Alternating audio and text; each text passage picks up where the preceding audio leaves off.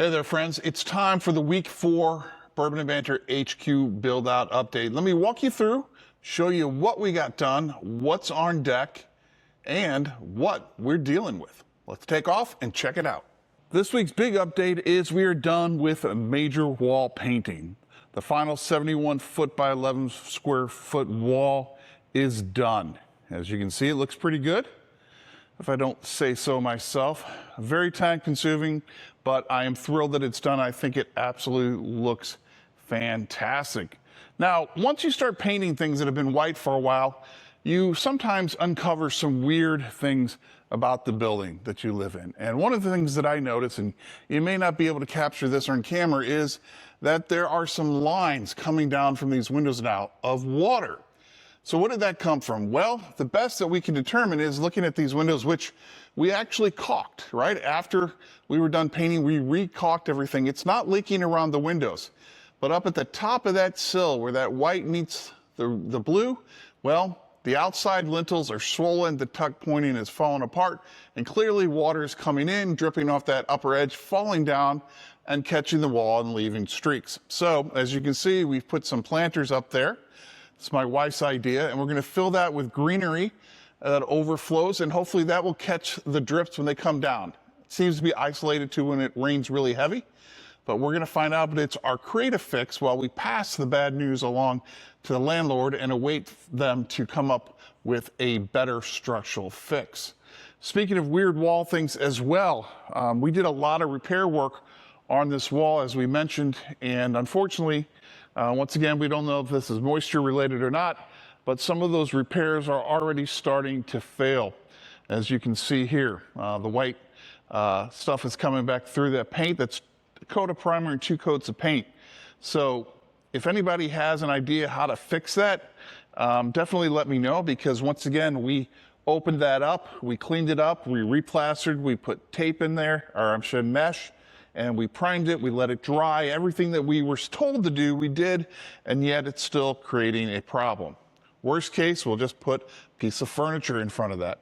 Speaking of furniture, we scored another Facebook find. If you remember last week's update, we had these beautiful science cabinets that we picked up. Absolutely love those, but we were fortunate enough to find another one on Facebook, but this time, it's not a standard hutch and drawer situation. It's actually a 5-shelf unit. This is absolutely gorgeous. Let me get it all in frame here for you guys. One small nick on the bottom corner left, but otherwise pristine condition. A fantastic addition to what we're doing here in terms of storage. The other thing that we did, well, we'll take the trek all the way back up front one more time. And you see we have lights up there above those windows now functioning. Those are Philips Hue bulbs. We've also added a couple spotlights that'll be shining down onto the whiskey shelf once that's done. Those are all tied into a Philips Hue bridge that we have controlling from our phone.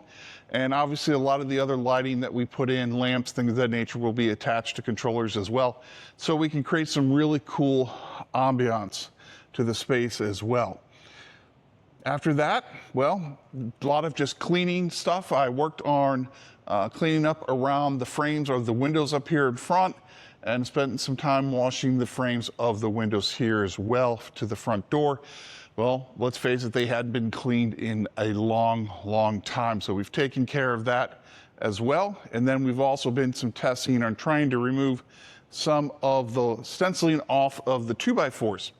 And as you can see, back in the corner there, we used some mineral spirits